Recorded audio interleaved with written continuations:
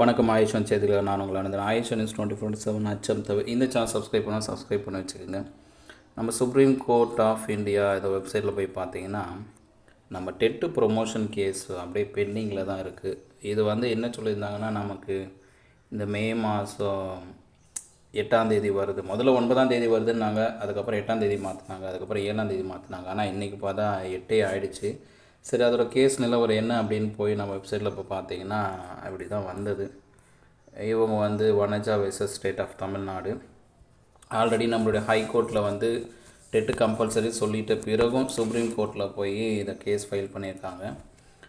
இந்த கேஸோட நிலவரம் பார்த்திங்கன்னா இன்னும் டேட்டே குறிப்பிடலை. ஏன்னா டேட்டை கடந்து வந்துட்டோம். நேற்று நடந்திருக்கணும், நேற்று நடக்காததுனால இன்றைக்கி டேட் எதுவும் குறிப்பிடலை. ஸோ தேதி குறிப்பிடலாமல் அப்படியே நிற்குது. இன்னும் 2 நாளில் நமக்கு தெரிஞ்சிடும் இது எதாவது தேதி குறிப்பிட்றாங்களா இல்லையான்ட்டு.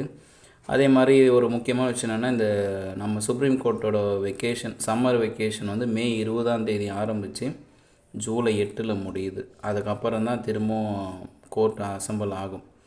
அதனால் மே 20க்குள்ளே இந்த கேஸுக்கு தீர்ப்பு வந்துடுச்சுன்னா நம்முடைய அந்த ட்ரான்ஸ்ஃபர் கவுன்சிலோடு சேர்த்து promotion கவுன்சிலிங்கும் நடத்திடுவாங்க.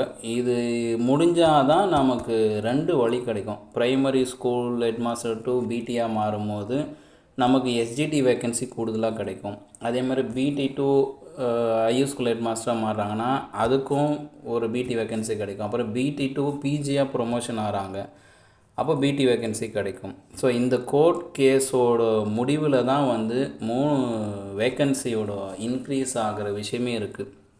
Second grade teachers vacancy increase ஆகணுமா, ப்ரைமரி ஸ்கூல் ஹெட் மாஸ்டர் கண்டிப்பாக பிடியாக மாறணும். அதுக்கு கண்டிப்பாக டெட்டு பாஸ் ஆகிருக்கணும்.